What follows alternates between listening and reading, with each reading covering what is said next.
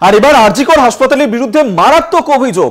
টালা থানায় অভিযোগপত্রে খুনের উল্লেখই ছিল না, মহিলার দেহ উদ্ধার বলেই উল্লেখ করা হয়েছিল এই অভিযোগপত্রে, যেখানে খুনের আশঙ্কা বলেও লেখা ছিল না এমনটাই কিন্তু বলা হচ্ছে। এবং সেক্ষেত্রে যেখানে এই যখন এই ডাক্তারের দেহ দেখা যায় প্রথমবার, তাহলে কেন এই অভিযোগপত্রে খুন করা হয়েছে বলে উল্লেখ ছিল না? কেন সেখানে এই অভিযোগপত্রে টালা থানায় যে অভিযোগপত্র জমা করা হয়েছিল তাতে কেন খুনের উল্লেখ ছিল না, সেই প্রশ্নই উঠতে শুরু করেছে। আমরা এই নিয়ে কথা বলবো। রিয়া মাঝি আমাদের সঙ্গে টেলিফোনে রয়েছেন প্রতিনিধি। রিয়া, আরজিকর হাসপাতালের বিরুদ্ধে এবার মারাত্মক অভিযোগ। টালা থানায় যে অভিযোগপত্র তারা জমা করেছিলেন সেখানে খুনের কথা উল্লেখই ছিল না, কেন? খুব স্পষ্টত বলতে গেলে যে এই যে আরজিকর কর্তৃপক্ষ তারা কি করতে চেয়েছিল, কারণ হচ্ছে যেটা দেখা গিয়েছে তার ফ্যামিলিকে ফোন করে বলেছিল সুইসাইড করেছে। এখানে প্রত্যেকে ডাক্তার তাদের খালি চোখে যদি তুমি বা আমি বা কোনো সাধারণ মানুষ দেখে এই বডিটা, সেক্ষেত্রে কিন্তু খুব সহজেই বোঝা যাবে যে এটা কোনো স্বাভাবিক মৃত্যু নয়।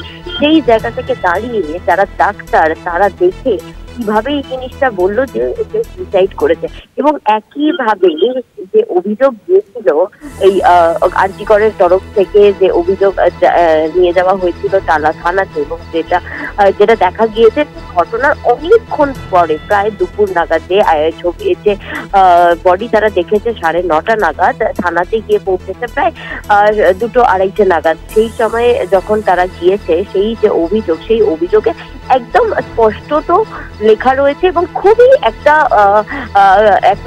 ফিকে বলতে পারি, খুব ফিকে একটা যে অভিযোগপত্র, যেখানে তারা লিখেছেন যে স্টুডেন্ট যে কিনা চেস্ট মেডিসিনের স্টুডেন্ট, এবং একই সঙ্গে যেটা লিখেছে যে সেই যে তরুণী তার দেহ পাওয়া গিয়েছে না, সেখানে তার নাম মেনশন রয়েছে না, সেখানে মার্ডারের কথা মেনশন রয়েছে, এবং সাসপেক্ট মার্ডারও কিন্তু সেখানে কোথাও মেনশন নেই। একটা পাতি অভিযোগের কপি জমা পড়েছে, এবং সেই অভিযোগে যেটা পুলিশ সূত্রে জানা যাচ্ছে যে এই ধরনের অভিযোগ কমপ্লেন যখন জমা পড়ে, সেক্ষেত্রে এটা কিন্তু ইউডি কেসই হয়, এবং যেহেতু পুলিশ আগে থেকে ইউডি কেস করে নিয়েছিল, সেই কারণের জন্য আর নতুন করে কিছু করা হয়নি বলে এমনটাই তদন্তকারী সূত্র মারফত আমরা জানতে পারছি।